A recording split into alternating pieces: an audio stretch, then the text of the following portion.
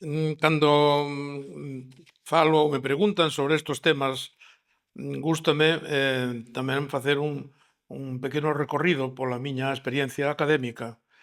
A miña experiencia académica que comezou en Barcelona porque, bueno, avatares da vida, fun a estudiar ali o curso preuniversitario en Barcelona, fixen ali os primeiros cursos na universidade, do plan que se chamaba Plan Novo, con un curso selectivo que se impartía conxuntamente cos alumnos das asignaturas de ciencias e os de enxeñería. Era un curso selectivo de matemáticas, física, bueno, en fin, materias relacionadas con esas profesións tamén. Bioloxía, xeoloxía, álxebra, cun contido máis, digamos, técnico-científico.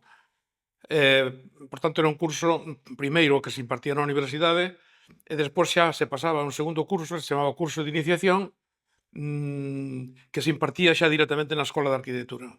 Ese curso de iniciación, aparte dos coñecementos de carácter técnico-científico como no curso selectivo, matemáticas, física, sobre todo, e xeoloxía, xa se introducían materias de carácter, vamos a decir, artístico, dibuixo técnico, dibuixo artístico, etcétera. En fin, había, por tanto, esa componente.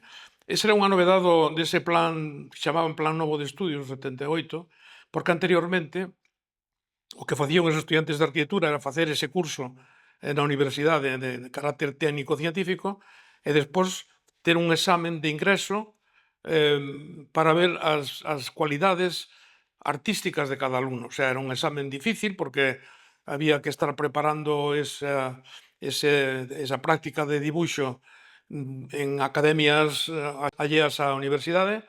E, bueno, tiña bastante dificultade porque era como similar ao que se facía para entrar na Escola de Bellas Artes. Bueno, feita esta introdución, eu fixen todo ese proceso en Barcelona e claro, xa me quedei ali porque a verdade é que había que ir a estudiar ou a Madrid ou a Barcelona. Non había escolas de arquitectura nin en San Sebastián, nin en Valladolid, nin en Sevilla siquiera, que empezou un pouco máis tarde, nin en Valencia. Entonces eran as dúas únicas escolas de arquitectura, de maneira que tamén estaba moi polarizada o ensino. Se estudiabas en Madrid tiñas seguramente unha certa tendencia, e se estudiabas en Barcelona seguramente tiñas outra, non? En Barcelona eu enseguida me integrei nos grupos de estudiantes máis inquietos, vamos a chamarlo así, aínda que tamén tiña unha componente progresista. Seguimos traballando e prodúcese un acontecimento político importante. A Universidade de Barcelona, a través de folgas de estudiantes, é pechada pola rectorado da universidade. Estuvo pechada 2 anos hasta que veu un novo director. Naide quería tampouco asumir a responsabilidade de director na escola porque era moi comprometido naqueles anos, non? Entonces estuvo pechado hasta que veu Carvajal de director comisario, nombrado naturalmente por un ministerio. Veu a Barcelona un arquitecto que apreciábamos desde o punto de vista profesional. Acababa de facer un magnífico edificio en Barcelona, enfrente precisamente da Escola de Arquitectura, que era a Escola de Comercio e Estudios Mercantiles, fantástico edificio de Carvajal, pero que foi moi mal recibido en Barcelona porque viña, en certa maneira, como para poñer orden na escola, cando nosotros precisamente o que non queríamos era ese tipo de orden, organización. Así que os estudiantes, como coñecían esta tendencia que tiñamos este grupo, pedíronlle á dirección da escola que nos contrataran como profesores desa maneira un tanto estrambótica, porque non tiñamos ningunha experiencia, simplemente éramos uns diletantes que nos reuníamos para discutir, analizar temas de arquitectura, pero bueno, con ese mínimo bagaxe académico, contratáronos a algúns deste grupo de estudiantes. Nos chamaban á escola para impartir clases, porque na escola, claro, non aceptaron esa proposta, pero como vamos a traer aquí? Entonces, como a escola estaba pechada, eso era co intento de que se abrira, como non se foi así, empezamos a impartir clases en escolas, colexios públicos e privados que nos cedían para montar, como digamos, unha escola paralela. unha escola paralela de arquitectura, unha cousa moi curiosa, pero bueno, foi así. Hasta que se regularizou a situación, Carvajal tuvo que marchar, entonces volveu a certa normalidade a escola. E aí entramos xa definitivamente como profesores, este grupo que citaba. Eu estuve 2 anos dando clase, compartindo clase con Albert Viaplana, éramos compañeiros e amigos, e, bueno, aínda que a súa arquitectura e a miña seguramente non teñen nada que ver, porque el foi un destacadísimo arquitecto catalán de obras moi recoñecidas, pero, bueno, nos entendíamos moi ben, dábamos clase conxuntamente de proxectos, estábamos en proxectos en terceiro curso, e todo iba moi ben. Era un... Claro, formábamos un grupo moi cohesionado, porque viñamos desde atrás, reuníamonos todos os días e elaborábamos un programa académico cada día novo, traendo clases, traendo novos exercicios, propoñendo tal, dando charlas, conferencias, etc.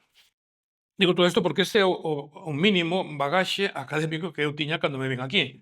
Volvo a Galicia e instálome na Coruña, casualmente, porque eu era de Lugo, dun pobiño de Lugo, de Ferreira do Valadouro, instálome na Coruña porque, tamén por unha extraña circunstancia que seguramente non debería explicar, pero despois de estar na escola, este grupo tamén nos integramos no Colexio de Arquitectos, en un sector tamén opositor, porque sempre me tocou estar no lado perdedor.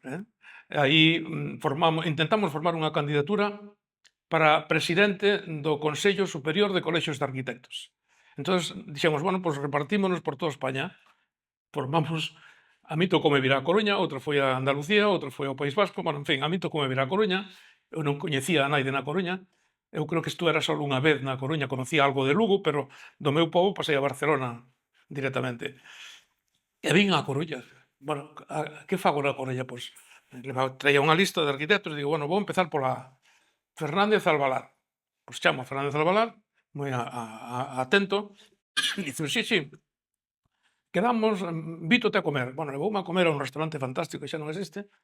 Queríamos propoñer, eu traía unha proposta para elexir de candidato do Consello Superior de Colexios de Arquitectos a Moragas. Moragas era un home prestixioso en Cataluña, en Barcelona, unha obra consistente e aparte con unha trayectoria nacionalismo moderado, seguramente republicano, eso xa non o sei, pero imagínomo, da órbita de Oriol Bohigas, do Grupo R. Era un grupo de arquitectos cataláns, o Grupo R, que tamén tuvo o seu momento.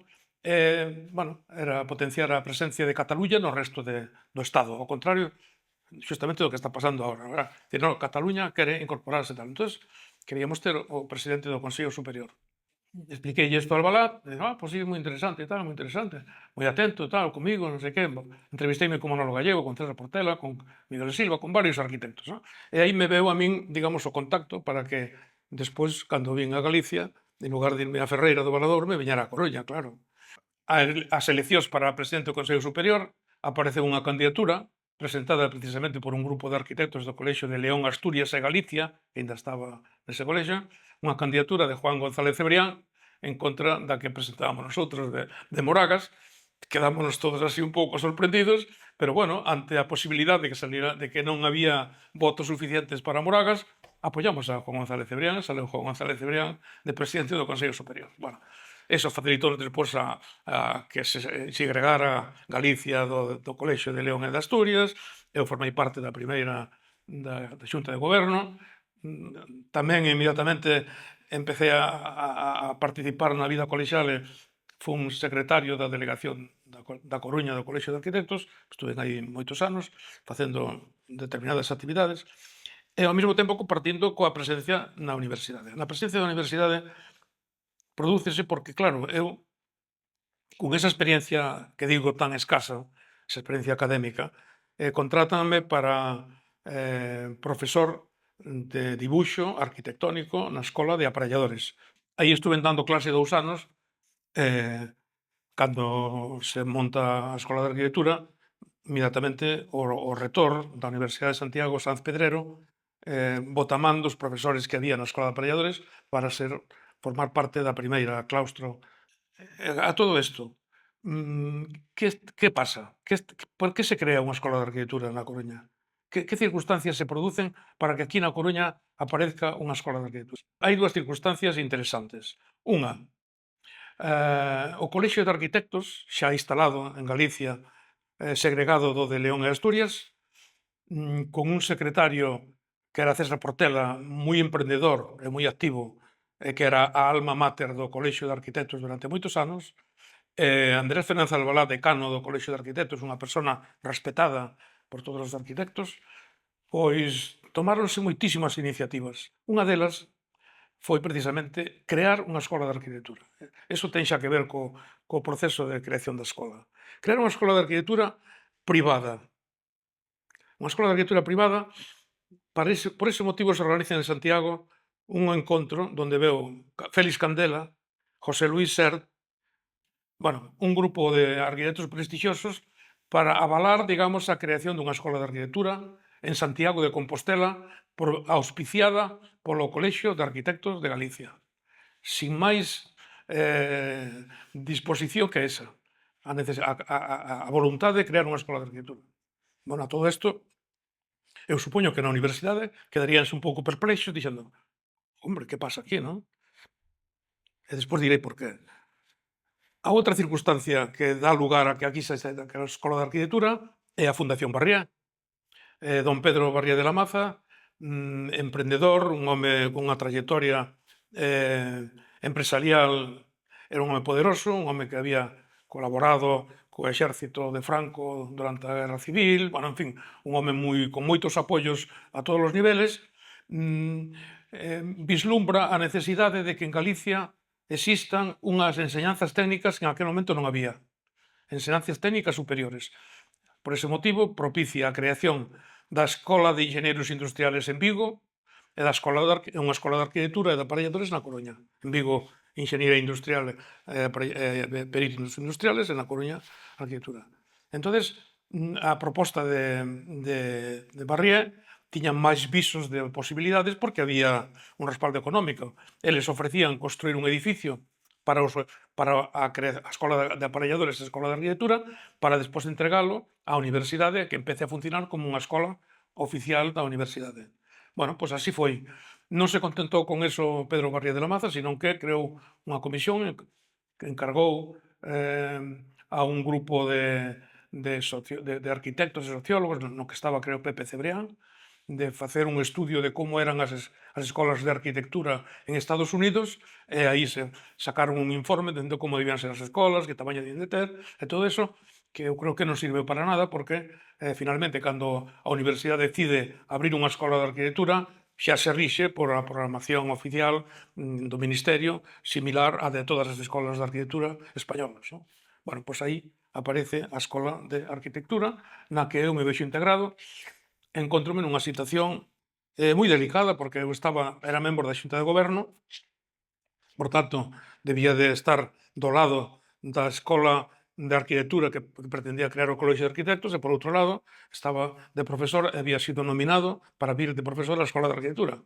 Bueno, enseguida me decantei porque creía que era máis interesante que houbera unha escola de arquitectura oficial sin ligazos con ningunha tendencia arquitectónica concreta, cousa que en algún medida parecía que podía conducir a escola de arquitectura que fomentaba o Colexio de Arquitectos.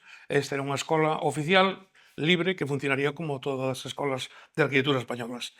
Aí aparece a Escola de Arquitectura, empezamos unha aventura, porque realmente foi unha aventura. Nombraron a 5 profesores aquí de profesores, todos eles da Coruña, 4 arquitectos e o resto titulados. Bueno, interesante tamén comentar que surxiu un momento de tensión, como dixen, eu sufrino personalmente porque como estaba na Xunta de Goberno, pois non conseguín convencer aos compañeros da Xunta de Goberno de que esta era a opción máis interesante, que só había unha perspectiva de ter unha escola de arquitectura en Galicia, con todos os sistemas oficiales, que era a escola privada, a escola propiciada polo Colexio de Arquitectos non iba a poder cubrir, sería unha escola, en certa maneira, máis de élite, digamos, bueno, incluso pretendíase que fose con unha certa tendencia De acordo. Bueno, pois eso, nos primeiros anos da escola, sobre todo nos 2 primeiros anos, creou unha certa tensión hasta o punto de que algúns arquitectos de Galicia non querían vir a dar clase. Claro, os 5 profesores que había foron útiles para o primeiro curso, pero a medida que foron incorporándose novos alumnos, era necesario ter máis profesores. Entonces, como algúns dos profesores que nosotros queríamos que viñeran non querían vir, pois, bueno, creouse aí unha certa tensión que se rompeu enseguida no momento en que Rafael Baltar deu o paso adiante e dixo hai que ir á Escola de Arquitectura a dar clase. Se realmente queremos que seña unha escola importante, que seña a Escola de Galicia, hai que integrarse. E foi el, precisamente, iso hai que decilo, foi el quen deu ese primeiro paso e foi o primeiro profesor que ademais era o encargado da Comisión de Cultura do Colexio de Arquitectos de Galicia, que tuvo moita presencia naqueles anos, o edificio Castromil, a conservación do patrimonio, a terraza desa, todo eso propiciado desde a Comisión de Cultura do Colexio de Arquitectos. E Baltar era o presidente. Baltar tiña, además era un home moi respetado nese aspecto, non? Moi bon arquitecto, por outro lado. Pois el foi o que entrou, pero a través del empezaron a chegar a incorporarse á Escola de Arquitectura, se sacaban plazas todos os anos, pois outros profesores, Felipe Peña, José Ramón Soraluce, Pedro de Llano, Xosé Luis Martínez, Xosé González de Briantello, Juan Luis Dalda, Rafael Baltar, Manolo Gallego, e pouco a pouco se foron incorporando todos os que despois foron puntales, digamos, na escola de profesores importantísimos na escola de arquitectura e que, naturalmente, botábamos de menos de que tardaran tanto en incorporarse como profesores. Bueno, pois, dito isto, queda constituída a escola e aquí empezamos con un bagaxe académico tamén moi particular, porque desde o primeiro momento decidimos de que os estudiantes debían de ter unha presencia importante na toma de decisións da escola. No claustro, os profesores estaban presentes os estudiantes, non había ningunha limitación para poder falar, opinar, decir e propoñer. Eso foi unha cousa que decidimos taxativamente desde o primeiro momento. Bueno, pois así foi, foise facendo unha escola pouco a pouco, na que a medida que se foron incorporando profesores valiosos e representantes de diferentes lugares, non só da Coruña, isto foi tomando xa un carácter de Escola de Arquitectura de Galicia, que era o que realmente queríamos, non? A min tocoume, por tanto, lidiar con unha asignatura que eu había experimentado algo na Escola de Aparelladores e que, bueno, que me gustaba e que me parecía que podía facer algo, que podía dicir algo, non? Empezamos elaborando o que chamamos unha guía do alumno. Eu conservo un exemplar, non sei se aquí na biblioteca quedan, unha guía do alumno, donde explicábamos os programas das diferentes asignaturas, o funcionamento da escola, con unha incluso bibliografía básica para recomendar aos estudiantes que tomaran, que fixeran unhas lecturas deses textos, porque claro, francamente aquí en Galicia había un ambiente bastante escaso, por decir inexistente, en cuanto á formación arquitectónica.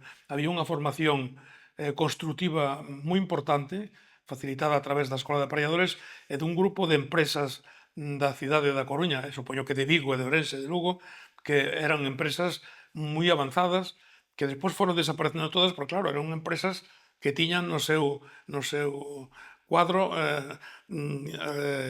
albañiles, carpinteiros, electricistas, fontaneros, claro, eran unhas empresas que fracasaron na medida en que empezou a crisis e que, claro, non eran capaces de aguantar plantillas tan importantes se había falta de dinero, pero que, sin embargo, era importante porque eran como unha escola de construcción donde dominaban todas as áreas da construcción.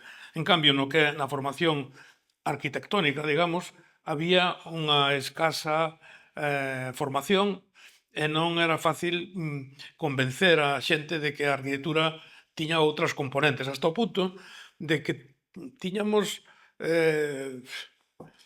criticábamos, digamos, a intelectualidade galega porque a súa concepción da arquitectura acababa no barroco.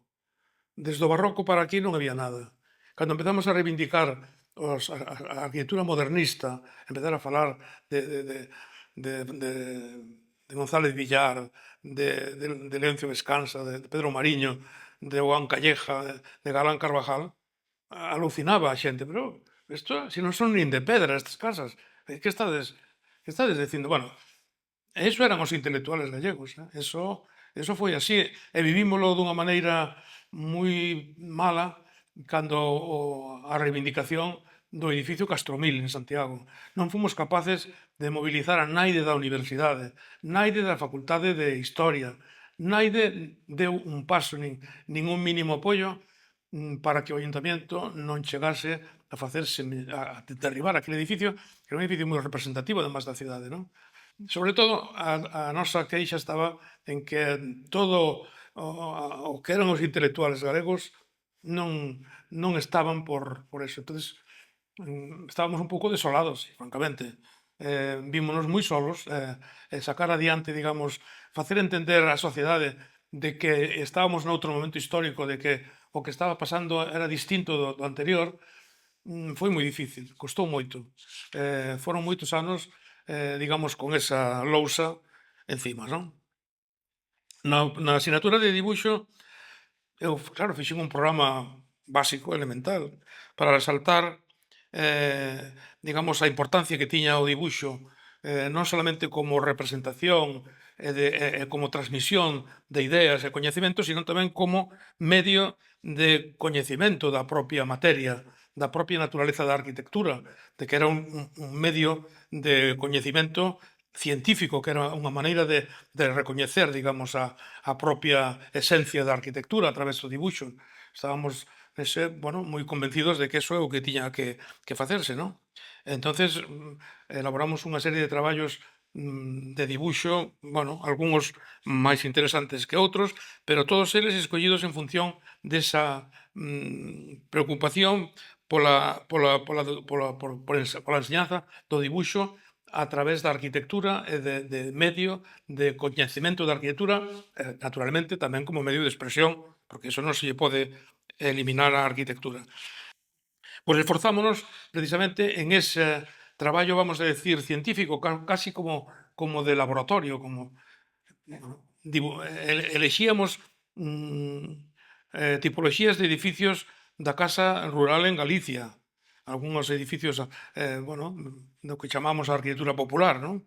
Da arquitectura histórica, edificios xa do modernismo arquitectónico, edificios do racionalismo que os facíamos a través de publicacións e de libros o máis exactos posibles, analizado como se foran, digamos, elementos básicos para descubrir, digamos, o proceso de formación, de creación, de composición deses edificios, tratando de interpretar cada línea, cada punto, o sea, bueno, creíamos que estábamos facendo unha labor de aprendizaxe, de enseñanza do dibuixo a través desa lectura e medición dos edificios, recordando, como digo, o que pasara no século XVIII, non? Introducimos xa arquitecturas máis actuales, fomos pasando, digamos, co tempo. Un dos exercicios que tuvo así, eu creo que máis eco, foron o de Charles Moore, o de California, a súa casa en New Haven, a casa Moore en New Haven, en Connecticut, pero tamén o do Sea Ranch. Eses foron exercicios de dibuixo, como digo, con ese obxectivo, digamos, científico, porque entendíamos que o dibuixo e o proxecto eran procesos intelectuales, non era nada manual, non era nada, digamos, artesano, non, entrañaba un proceso intelectual de composición, de análisis, etcétera, non? Aí se queda un pouco a experiencia que tuven na asignatura de dibuixo e, posteriormente, pois claro, a miña trayectoria profesional estaba máis inclinada hacia o mundo do proxecto. Nese momento, pois claro, houve unha plaza vacante na asignatura de proxectos de terceiro, e, bueno, estaba Meijide con Baltar, e Meijide pasouse a cuarto ou a quinto, entón quedou a plaza vacante, paseime eu a asignatura de proxectos terceiro con Rafael Baltar. O ano seguinte pasouse tamén Felipe Peña, que estaba na asignatura de dibuixo, pasouse tamén a de proxectos. E aí Bueno, iniciouse unha nova forma de ensino, porque xa non estábamos preocupados pola propia forma de ensino do dibuixo, senón que entrábamos nunha etapa diferente de elaboración do proxecto arquitectónico. Bueno, a Escola de Arquitectura da Coruña era unha escola pequena, relativamente. Os primeiros alumnos non eran solamente de Galicia, viñeron moitos alumnos que estaban estudiando moitos, algúns alumnos que estaban estudiando en Sevilla, algúns que estaban estudiando en Valladolid, que xa estaban abertas, xa existían, e, por tanto, tuvemos aquí alumnos como digo, de diferentes lugares da península. Bueno, estupendo, estuveron aquí, foron moi positivos, algúns deles porque traían xa uns coñecementos que os alumnos de aquí non tiñan. Tampouco na universidade había unha preocupación pola arquitectura moderna, empezou a haber a partir de entonces, pero con moita lentitude. De arquitectura había moi pouca información e moi pouca documentación, que che digo que todavía hoxe hai pouca. Pois todo eso, hasta que o Colexio de Arquitectos e a Escola de Arquitectura non empezamos a falar deso e a divulgar eso, era unha etapa da arquitectura de Galicia completamente ignorada e hasta che diría eu que despreciada, porque moitos edificios deses tiráronse. Tiráronse porque non interesaban, porque non representaban nada, non eran patrimonio, digamos, que había que conservar, non? Bueno, pois eso foi unha das labores importantes que se fixeron desde a Escola de Arquitectura, propiciando ese tipo de arquitectura. Pero ao mesmo tempo, claro, tiñamos que estar tamén divulgando entroncando a nosa escola coa vanguardia arquitectónica, coa vanguardia arquitectónica española, europea e mundial, porque claro, aquí non podíamos estar solamente vivindo do que era a arquitectura popular ou a arquitectura histórica. Tiñamos que avanzar e tiñamos que conectar con eso. Por qué? Porque había unha conexión, porque estábamos tratando de buscar unha conexión coa arquitectura que se producía en España, en Europa, en esos anos, superando, digamos, todo o período de posguerra tan triste e que en Galicia tuvo moita importancia. Os primeiros anos de funcionamento da escola, naquel momento intentábamos buscar referencias no pasado histórico da arquitectura galega, máis próxima. Empezamos a interesarnos pola arquitectura modernista, concretamente de Rafael González Villar, Leoncio Vescansa, de Pedro Mariño, de Eduardo Loide Losada, en fin, buscando algo, en certa maneira, as raíces do noso pasado arquitectónico, pero, bueno, sobre todo interesábanos a parte máis próxima, e aí encontramos a figura máis relevante de Santiago Rei Pedreira e de Antonio Tenreiro, porque acababan o edificio que se conservaba máis interesante era o do mercado de San Agustín, nunha arquitectura próxima ao racionalismo, seguindo uns modelos que xa se experimentara en Francia, en Portugal, pero a pesar deso moi interesante. Santiago Rei Pedreira naquel momento foi considerado un grandísimo arquitecto, tamén hoxe, evidentemente, pero, de certa maneira, tamén notábamos que a Rei Pedreira tradicionaba a arquitectura inicial, o sea que, a medida que foi desarrollando, foron pasando os anos, foi abandonando, digamos, esa arquitectura máis purista, máis racionalista, seguramente adaptándose aos gustos e ás preferencias da sociedade despois da guerra, porque, como sabemos, a guerra foi traumática en moitos aspectos e, naturalmente, no da arquitectura tamén, de maneira que fomos vendo como evolucionaba esa arquitectura hacia outros episodios menos interesantes, non? Claro, eu traía unha formación arquitectónica da Escola de Barcelona, donde era moi preeminente o que era a arquitectura de José Antonio Coderch, de Sentmenat, e dos seus discípulos, sobre todo de Federico Correa, Alfonso Milá, e tamén da evolución que fora seguindo despois da guerra a arquitectura en Cataluña, intentando enlazar cos movimentos máis vanguardistas tipo GATPAC, de grupos de investigación, etc. E aí, o Grupo R tiña tamén unha gran importancia en Cataluña. Por outro lado, os arquitectos formados en Madrid tiñan outras referencias, evidentemente, non?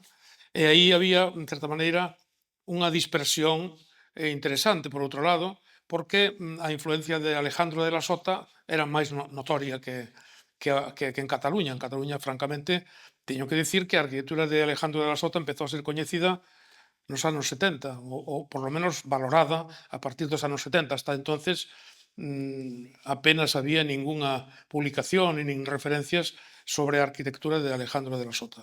Bueno, eso xa supoñía un enriquecimento do panorama arquitectónico, porque podíamos tomar referencias desas dúas líneas, non? A línea que representaba Coderch e a línea que presentaba Alejandro de la Sota. Por outro lado, tamén, na escola, buscamos e seguimos buscando enlazar coa arquitectura portuguesa, bueno, bastante descoñecida en aqueles momentos en Galicia e seguramente no resto da península, non? Teño que dicir que o primeiro contacto, a primeira referencia que tuvemos de Álvaro Siza Vieira en Barcelona foi a través de Rafael Moneo. Rafael Moneo, cando ganou a cátedra de composición, de elementos de composición para a Escola de Barcelona, chegou aportando cosas completamente novedosas para o que era a tradición da Escola de Arquitectura de Barcelona. Bueno, pois unha desas novedades foi precisamente darnos a coñecer a arquitectura de Álvaro Siza Vieira, que en Cataluña, como digo, en Madrid, igual, era moi pouco coñecido. Bueno, pois foi el, precisamente, Rafael Moneo, que un día me dice: pero vosotros que estades tan cerca, non coñecedes a casa de baños de Matosiños, esa magnífica piscina exterior con esos vestuarios de Álvaro Siza? Digo, no, primeiro noticia.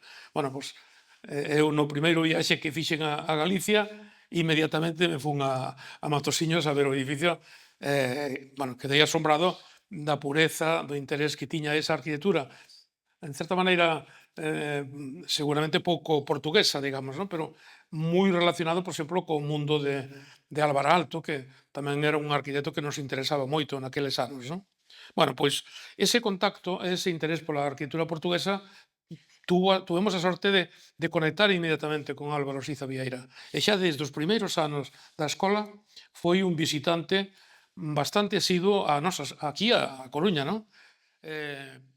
A primeira vez que estuvo aquí viña con Soutiño, viña con outros arquitectos portugueses, nun primeiro encontro que se fixo na Escola de Arquitectura da Coruña, e onde daban a conocer precisamente o avance que estaban levando a arquitectura portuguesa e que sigue levando a arquitectura portuguesa de conexión e de mantemento do que era a tradición funcionalista e racionalista.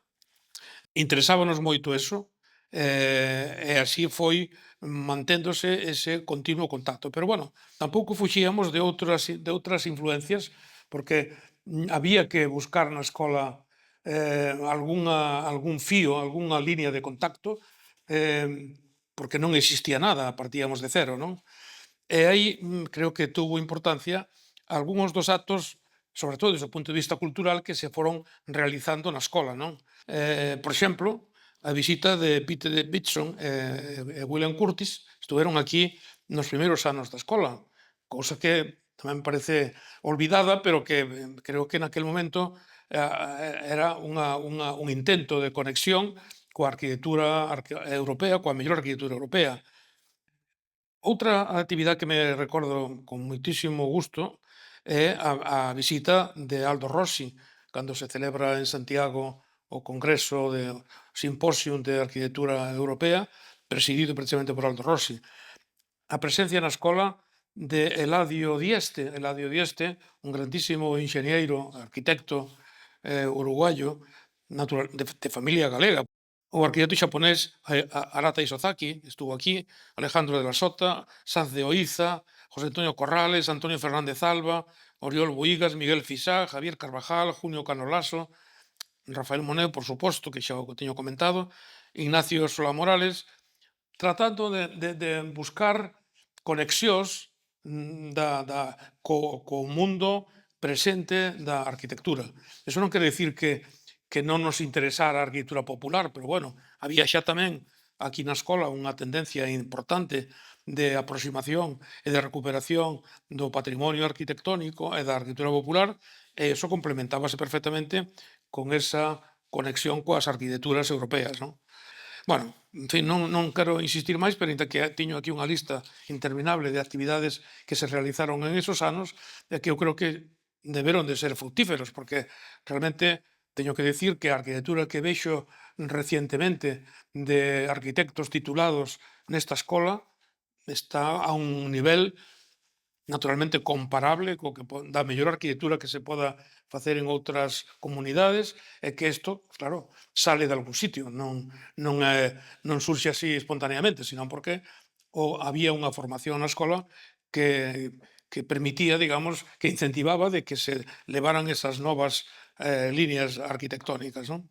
Por outro lado, falando das intencións e das líneas que queríamos para esta escola, desde o primeiro momento non dudamos nunca en que a formación aquí desta escola teña que ser unha formación con un contido técnico importante. Porque naquele momento estaba a debate, había diferentes opcións e diferentes tendencias sobre como debían de ser os estudios de arquitectura, que se debía de impartar nas escolas. Bueno, había xente que opinaba de que menos formación técnica, máis formación artística, seguramente, máis preocupación pola propia arquitectura e menos preocupación polos asuntos técnicos de tecnoloxía, de estruturas, de construcción, de instalacións, etc. Non? Bueno, era o debate que tamén había en Europa, e de feito, en moitísimas universidades europeas, escolas de arquitectura europeas, apenas hai un ensino técnico. A formación a formación dos arquitectos excluye bastante a formación técnica e tecnolóxica. Nosotros non optamos por ese camiño. Desde o primeiro momento pensamos que era interesante manter esa formación técnica que nos equiparaba, digamos, aos inxeñeiros arquitectos alemanes, non? Por exemplo, non? En Alemania, efectivamente, hai unha titulación de arquitecto que non ten a formación técnica e, por tanto, ten unhas limitacións no exercicio profesional, pero hai o que son os inxeñeiros arquitectos que sí teñen xa competencias e formacións similares á que temos en España, non? Eu creo que é ahora con isto de Bolonia que se cambiou algo, pero naquel momento insistimos moito en ese aspecto. Un aspecto tamén que me parece interesante é que na escola tampouco rehuímos, digamos, contactar con persoas significativas da nosa cultura arquitectónica, da nosa cultura social, política, literaria, artística. De feito, debo de mencionar que aquí estuvo dando charlas Méndez Ferrín, Carlos Casares, Xavier Alcalá, Suso de Toro, Manolo Rivas, Gonzalo Torrente de Ballester, en fin, personaxes do mundo da cultura que, bueno, tamén queríamos de alguna maneira que estiveran presentes aquí na escola. Bueno, a min, sobre todo, interesábame moito esa parte da cultura nacionalista, digamos, galega. Creo que tamén se impulsaba, digamos, eso. Outro tema moi interesante tamén para a formación dos estudiantes nos primeiros anos, empezaba a surxir en Galicia un movimento artístico moi peculiar que era o mundo da moda. Realmente empezou a ser notorio a presencia de Adolfo Domínguez, Antonio Pernas, bueno, en fin, outros creadores de moda moi especiales, porque Galicia non había tampouco unha tradición especial de creación de moda, mas ben, eso estaba máis relacionado con Cataluña.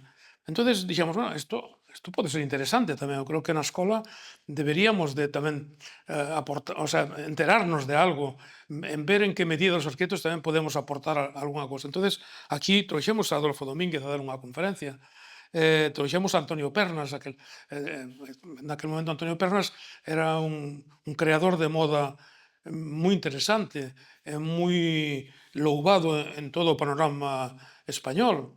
Bueno, pois estes viñeron aquí á escola e puxéronnos en contacto tamén con ese mundo que despois tería un epígono fundamental no mundo da moda galega, propiciado desde a industria, concretamente por la industria de Arteixo, de Coruñesa, de Inditex, a través da súa firma de Zara, para que sirva un pouco como referencia cando visitamos o estudio de arquitectura que tiña montado Zara en Arteixo para diseñar as súas tendas e os seus locales de moda, encontrámonos que había 7 arquitectos traballando nese estudio de arquitectura, que estaban diseñando